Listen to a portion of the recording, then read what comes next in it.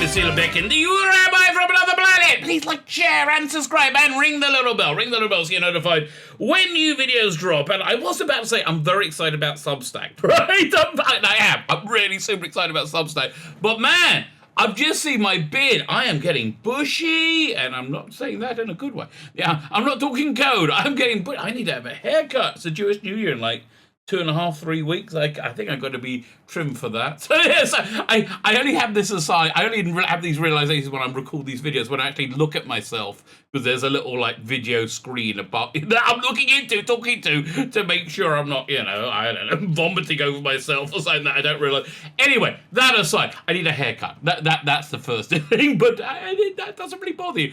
What am I excited about? I'm excited about Substack. I am very, very excited about Substack. I think it could be a game changer. I think it could be a significant game changer, and just good news for people who want to read books and comics, get people who want entertainment. People who want entertainment, and they don't want it to go through the filter of a corporation, but rather just get it directly from the artist. It's great for the artist because they're selling direct to the customer, and it gets over a bunch of, I would say, psychological barriers to digital comics, which this really isn't, right? I mean, that's the main thing of it, but it really isn't in many respects. So I'm going to be talking about a lot of this, hopefully all of this in this video, right? That's basically why I'm here, okay? That's why I'm here. Before we get into it, can you like, share, and subscribe? That'd be double dozy. Thank you very much. And my subscription's doing quite well, so thank you very much. I always wonder when my subscriptions do well, does that mean the algorithm isn't taking off the same number of subscribers as they normally do? Or I'm just getting more subscribers than I normally do? There's really no way of me knowing, right? I'm not going to be able to hack into Google and find out, what's really going down. Wouldn't that be fascinating? I would really love to know the truth about so many things. Like, wouldn't you love to know the truth about, the internal memos in the BBC about Doctor Who? Or CBS about Star Trek. Although that would be fascinating. How on earth Alec Kurtzman's got another 5 years? I would love to know how that happened. It's like it's like when David Blaine puts himself in a block of ice for a week. It doesn't eat. Like, how's he do that? How did Alex Kurtzman do it? It's very impressive. So anyway, I'm excited about Substack because that does cut out a lot of this nonsense. And it's really kind of hilarious how easily it did it. So like, share, subscribe. If you're subscribed, please make sure you're still subscribed. And if you're not subscribed, if you can consider hitting that subscribe button, that'd be really nice. Thank you very much. Also, comments are fantastic. And this announcement it's at the end of days. So this announcement, thank God, go and check out my Indiegogo. I am plowing forward to get this to fulfillment. I'm an idiot. I gave myself a ton of extra work, and I have no idea. I'm clocking in about 30 hours, I reckon, extra work, maybe 50, right? Like a significant amount of extra work.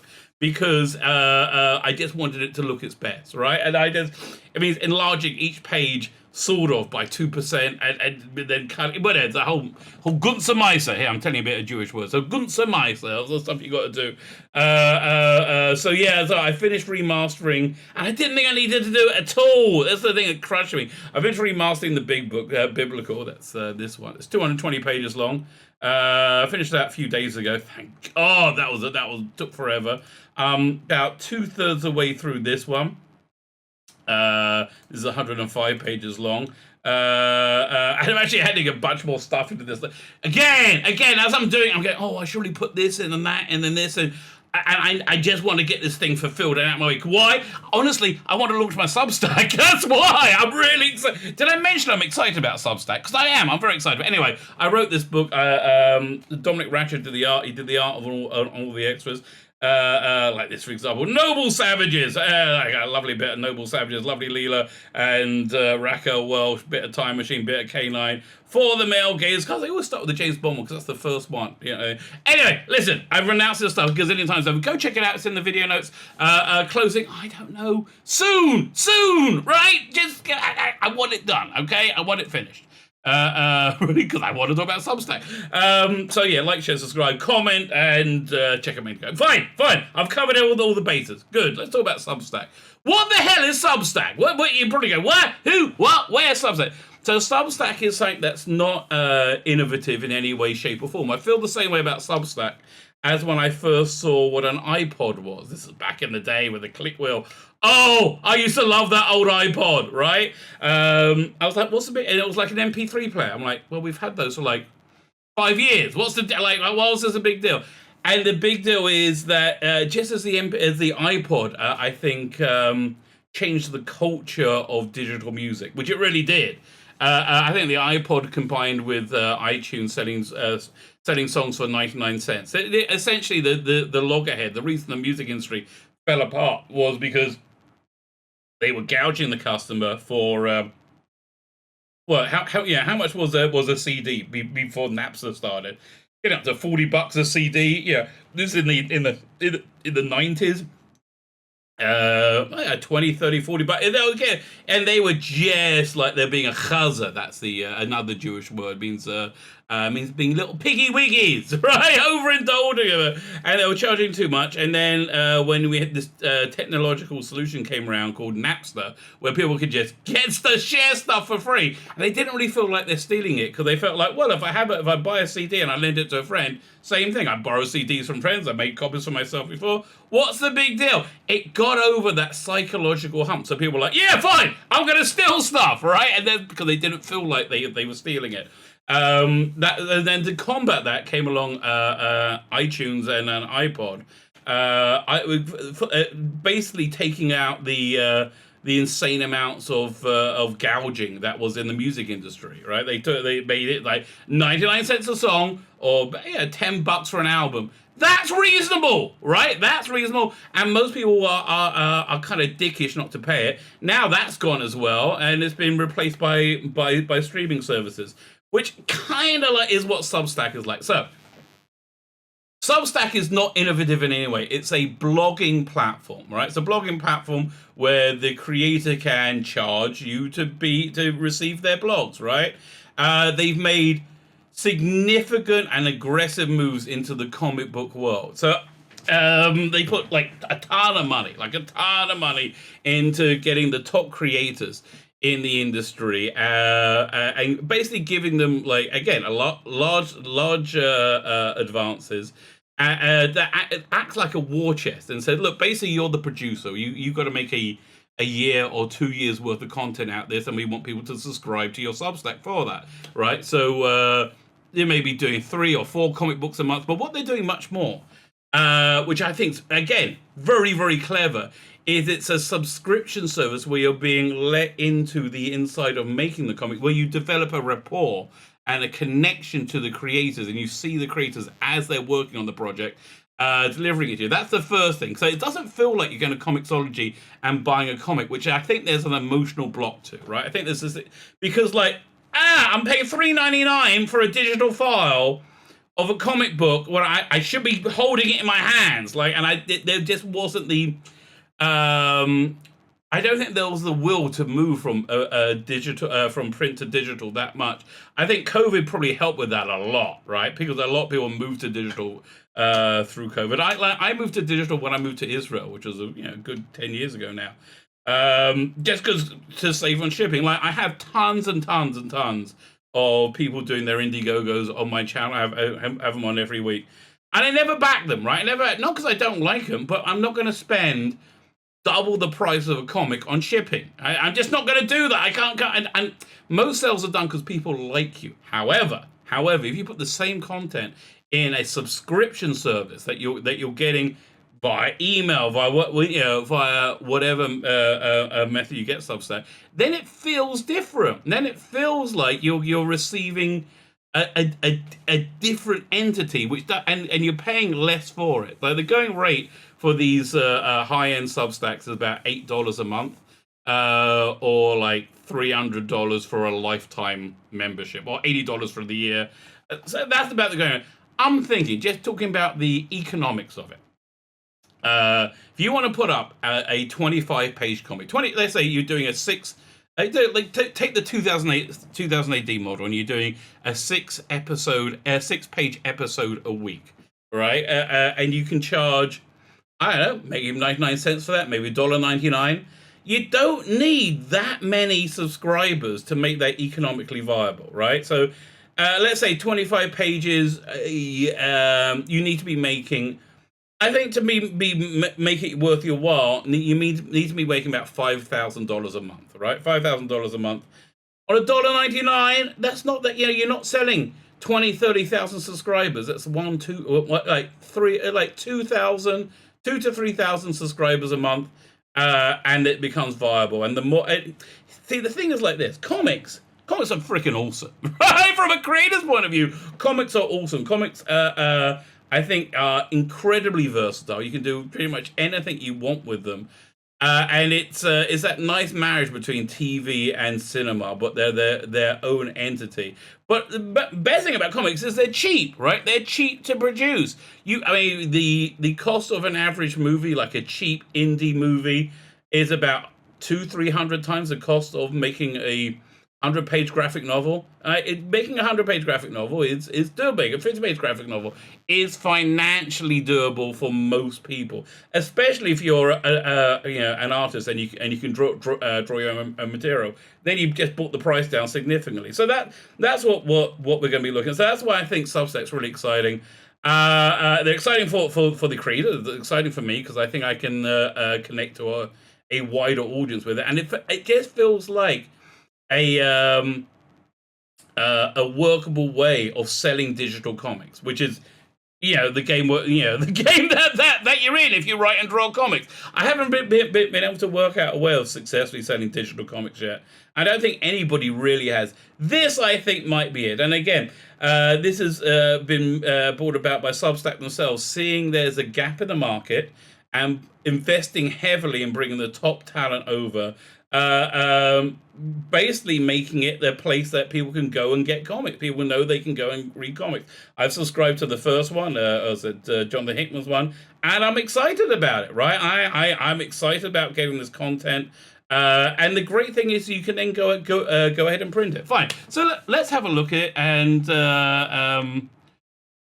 we'll see what it says. So this is what you get for your Donny Cates, Ryan Stegman Substack money. So yeah, basically, what is it? What you get for the money? Fine. So Believe It or Not ran an interview with Donny Cates and Ryan Stegman. Now Donny Cates, Ryan Stegman. Now here's the fascinating thing, right?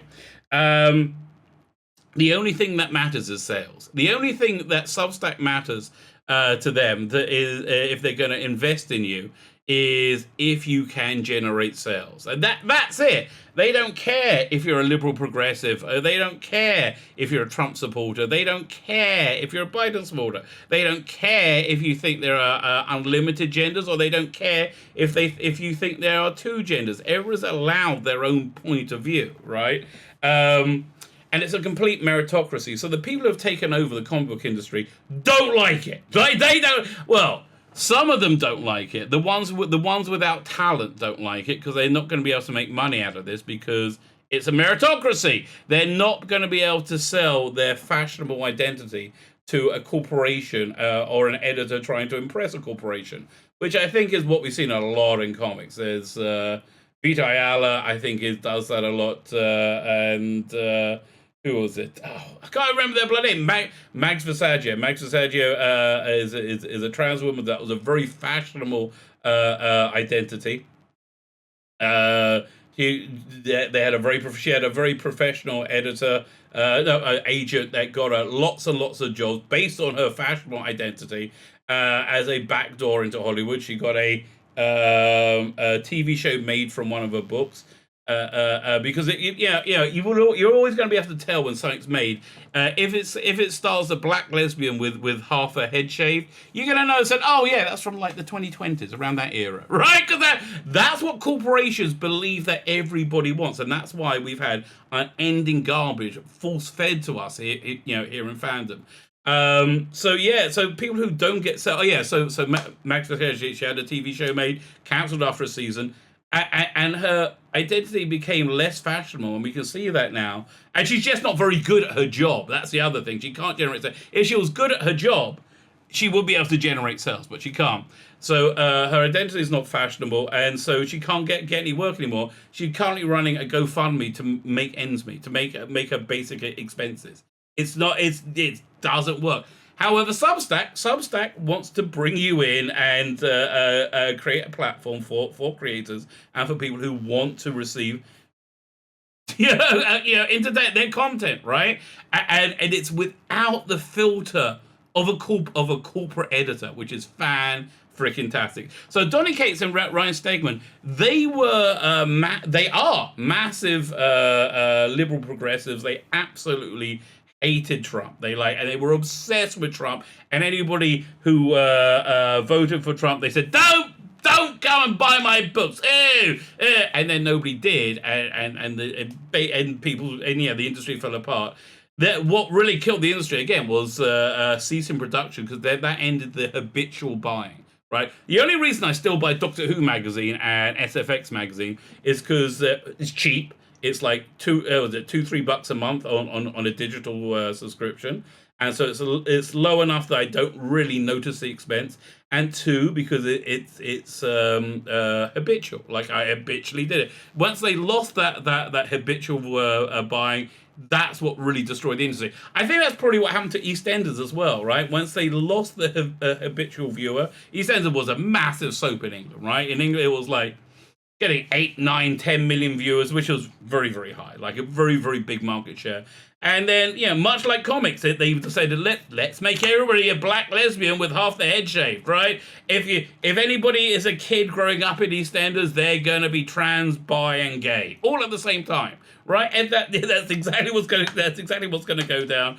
And people were like, oh God, enough of this agenda-driven nonsense, right? And they stopped watching. But what really made them stop watching is when they stopped showing it, when they lost that habitual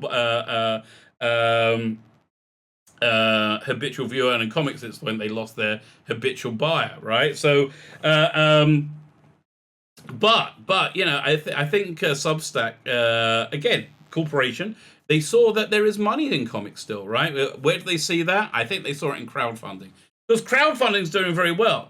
And crowdfunding is the place people are going. So I think Substack said we could be the digital outlet for the print stuff that's going on in crowdfunding. And I think they're right? I do think they're right. Again, I'm really psyched to start mine. I'm going to take a little bit more time on it than I was initially planning, because I want it to be good, right? I want it to feel like you're reading 2000 AD, right? So I'm going to be doing a lot of different strips, and I got a lot of stuff on file and a lot of good strips. So I got a lot of different strips I'm going to be running. I want to give you, and I'm going to make it free. That's the other thing. My Substack for the first few months absolutely going to be free. When I'm going to start creating new content, I want to see if I can if I can translate that into, if I can translate to the subscriber base paying $2 a month, right? Of a couple of thousand people, that's enough to make a kick-ass comic every month, right? That's enough to make an awesome comic. And the bigger it is, the more I can make. And I have to tell you, I got limitless ideas, and so I'm really excited about this. Anyway, so yeah, that is coming in the future after I finish my freaking Indiegogo. That Indiegogo has to get out to the customers. It's like I have to tell you, one time we were really broke, me and my wife, and neighbors of ours lent us a fair sum of money, like $1,000. I mean, we were gonna have the electric cut off. It was really bad, right? And I kept trying to save money up to pay him back. It took about a year, right?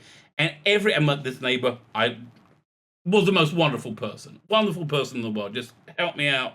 I will forever be grateful. And he didn't mind, right? He didn't mind. He was like, look, I got it, fine. It wasn't that I was slipping back to pay him back. He didn't mind, because he's such a great person. But every freaking time I saw him, which is every day, it was like a knife in my bloody chest, having that debt, right? Oh, and I think that those financial pressures of not being able to make enough money in comics, which people have not been able to make in the mainstream industry, right? You get in because you're excited to do Superman or Spider-Man, and you end up making bubkas, and you don't have any sustainable living. That's why everybody in it gets really mad, and they just hate capitalism, because it's working against them. This looks like a model that's working for them. So and suddenly, the complaints against it just melted away. So let's read this for a second. So we talked about Donny Cates and Ryan Stegman about their new Substack, joining other creators like James Tynion Fourth writes Batman's not Scott Snyder. I haven't seen what he's putting out. I'll be interested. John Hickman, I've signed up to him. Scotty Young, I've never been a fan, but he's got a big fan base. Mollydocs, Osterrag, Salad Atmim, Chip Zdarsky, and Jen Bartle. So basically what they've done, they've taken the people who are kosher, right, to the liberal progressives. They've always given them lip service, and they always said, have always bent the knee to whatever cancellation or whatever it is they want to do. Haven't rocked their boat. And they've also got a couple of people on the progressive stack themselves who have sales who they've given these sweetheart deals to. So let's just see what the deal is. So these deals they're saying possibly up to $600,000 each, right? That's pretty impressive. So for James Tynion, it's $250 a year. You get access to everything I laid out above. The first 24-hour deal applies, okay? You'll get 6 extremely exclusive covers and 6 different projects over the course of the next year. So James Tynion is doing this as kind of like a series of Netflix pitches. He's got a bunch of different books. How much is it? It's like $8 a month, I think. Does it say? John the Hitman's $8 a month. So that's 250. So you can founder members is $250 or $90 annually, and you get the first blah blah blah. But what do you get a month? I still don't know what you get a month. How many pages you get a month? But again, this just seems like a sustainable model. So what's the problem with this? The people without talent but with fashionable identities don't get on board with this, right? It's because they're cutting out the corporations, the corporate editors that want to let you know the only thing you want to read is the black lesbians with half their head shaved. They're cutting that out. And so they weren't happy about it. So what happens when they're not happy? They always start with the same attack, which should be this one over here. So this guy's talking to, again, massive liberals, right? Massive, like, Trump derangement syndrome, bonkers people, Donny Cates and Ryan Stegman. So this was the point of this interview, and they brought it down. They put it pretty far down. So to make it not, this is like a magician putting like forcing you a card by not putting it in your face. So let's talk about Substack. A number of comic book creators have expressed concern that Substack is a publisher that, unlike Twitter, YouTube, and Facebook, and the like, doesn't just have transphobic or racist content as a side effect of offering voices to everyone, but specifically has made funds available to those to buy those voices to the platform. Does this trouble you at all? So the code for this is, this should trouble you. They're full of waiters. It's wicked waiters doing wicked things, being waiters wickedly. Okay. Firstly, the allegation's nonsense, right? The allegation is not. No one's been able to find the racist content, right? No one's been able to find the racist content. Transphobic content, it was, I think it was a journalist who said, I'm not sure if it's a good idea to give hormone blockers to 6-year-olds. And I'm not, it sounds like I'm exaggerating to make a comedic point. I'm actually not, right? This is actually real. That was the transphobic allegation. Now, I do want to remind you that this is in the same month that perhaps one of the greatest creators within the medium, not just the industry, within the medium, Frank Miller, was summarily booted from a convention by no-name nobodies, the sort of people who are expressing concern, right? Because they don't have sales, right? And they're not getting these sweetheart deals. And interesting enough, they're not going to do what I'm going to do, right? They're not going to do what somebody who actually loves and wants to create comics is going to do, or make their own Substack and see if they can build up an audience. They're not going to do that. You know why they're not going to do that? Because they can't. That's why. If they could, they would, but they can't. So that's why they're expressing concern, right? No, they're not expressing concern. They're expressing concern that they've lost their monopoly, right? Because they were doing very well at that monopoly. When the only comics being paid for to be produced by publishers publishers had to hire people on the progressive stack rather than hire people who made comics that people sold, people bought, or make comics that were good. Making this a meritocracy destroys them. So they go straight for this transphobic racist nonsense, which is complete nonsense. Ryan says it's certainly troubling. So he's saying, I can't say that it doesn't exist because then I'm going to be an alt-right evil person and you're going to cancel me, and I want people to go and buy my Substack, arseholes, right? That's what I want.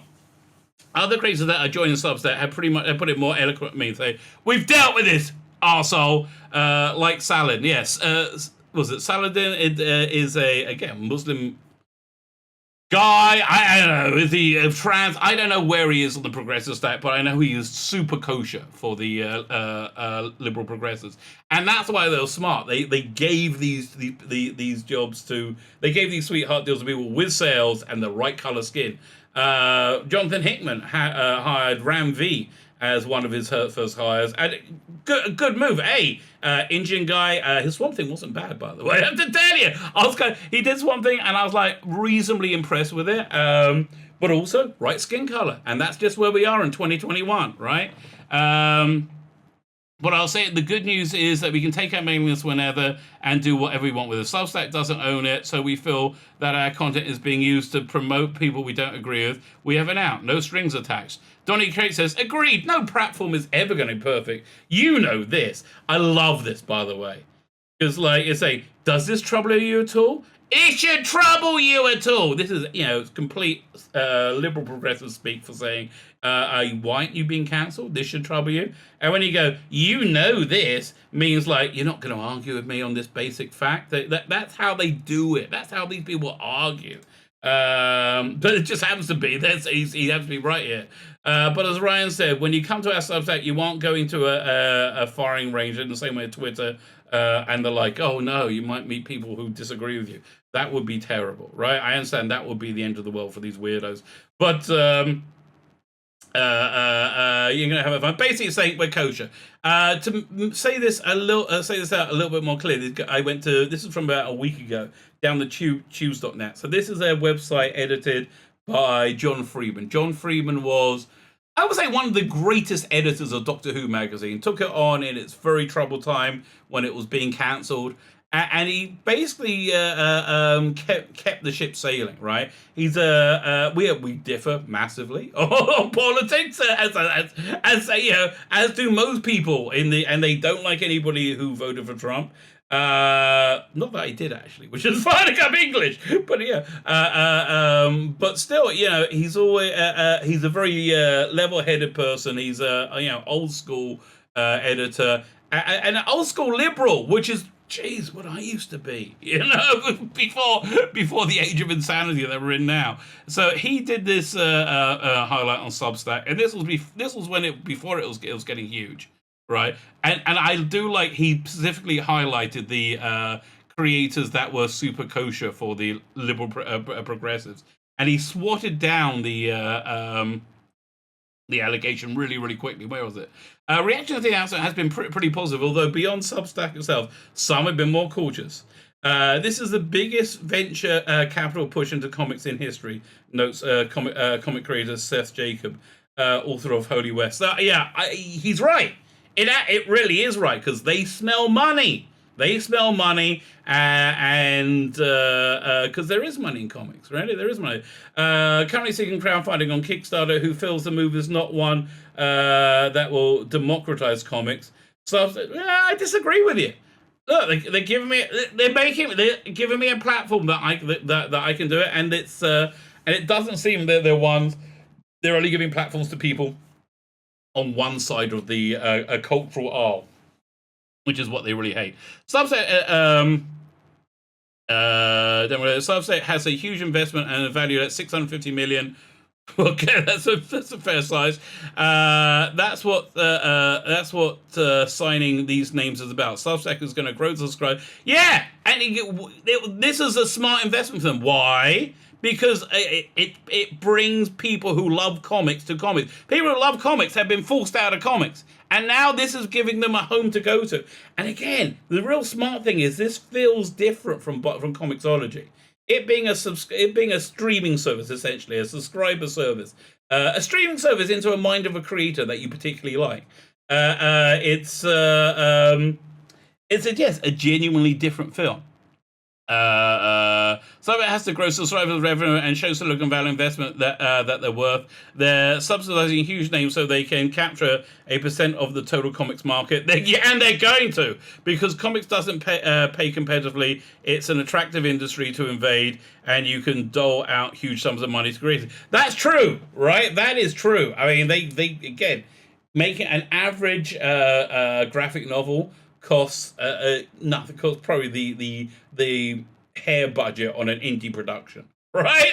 And it's that's where they're cheap to produce, right? So yeah, when they give Jonathan Hickman $600,000, we're going, $600,000. But any working in TV or movies, or any other form of entertainment, they're like, oh, I guess I could make an episode, half one for that, maybe. I don't know. But, that's the economics of comics. $600,000 gets you a lot of good comics, right? A lot of good comics that I'm looking forward to reading. And you can also publish them after in a print format after they've been on Substack. Because comics doesn't make the big names will make a lot of money, but the future of comics on Substack, comics industry made roughly zero on Substack last year. Exactly. Comics made $25 million on Kickstarter in 2020, and they're on course to make 30 in 2021. Yeah, how much? I think Indiegogo makes like triple them or quarter. Yeah, they could have made more, but they ran people out off their platform who politically disagreed with them. Right? To me, it seems obvious the better way for a go. You want to do both. Also, you want to do both. But this way, it did highlight the creators who are on the progressive stack, right, of what this article. And so essentially saying it's nonsense. The idea that this is an alt-right thing to bring evil alt-right thought to the world, no, it's not what it is. And I know that's the nonsense also. So this, we're going to close on this. Now, this is something that's been deleted by artist Liam Sharp. Liam Sharp has been around the industry about 30 years. He's an Irish artist, started on 2000 AD, I think doing Judge Dredd, Judge Dredd magazine. He recently did the Grant Morrison run on Green Lantern, which I bought the first trade of that. I'm only halfway through the first issue. I've got to sit down and read it. I like a bit of Grant Morrison. So I'm not sure how much of this is on here, but we'll read it. But it will show you why this is good news for both creators and readers. It's kind of mad, but understandable. We all got obsessed with the notion of IP and selling it to something that we created an even bigger entertainment industry. Yeah, we wanted the Netflix big. We wanted the money. Basically, go through it. So, I'm not going to read this. This is amazingly, this is on Screen Rant. All right, although he did delete it. Sadly, I think he must have got some slack. He basically said, "Listen, I've gone from job to job to job, making money and just going from paycheck to paycheck. I haven't. I'm 50. I mean, I haven't been able to buy a house or look after my family." Now he's discovered, stop chasing the dream of selling his IP and just wants to make good comics and connect directly to the reader, which he did on a Kickstarter he did, right? Which he made more money than he's ever made in his life before on a project. Now he sees, and this is the great thing, now he sees that he doesn't have to please anyone other than his own creative outlet, and of course his readers, right? And I think most readers, if you're a fan of somebody, you are pleased by them being themselves, being who they are, by having that creative freedom. Now, that's what Substack offers you. It offers you the ability to sell your comics without compromising your values, without bending yourself into a pretzel to try and make something that you think that this editor will like, you can sell directly to the consumer. So I mean, honestly, it seems exactly the same as Patreon. It's it seems subscribe. It seems the same as all those things. It's just they put millions and millions of dollars into packaging it to make it accessible to comic fans. So thank you very much for that, Mr. Substack. I will be using your service, and I hope you make quite a bit of money at me. You know why I hope you make quite a bit of money at me? Because that means I'll be making quite a bit of money. My name's Tzvi Lebetkin, the Rabbi from another planet. Please like, share, and subscribe, and ring the little bell. Ring the little bell so you're notified when new videos drop.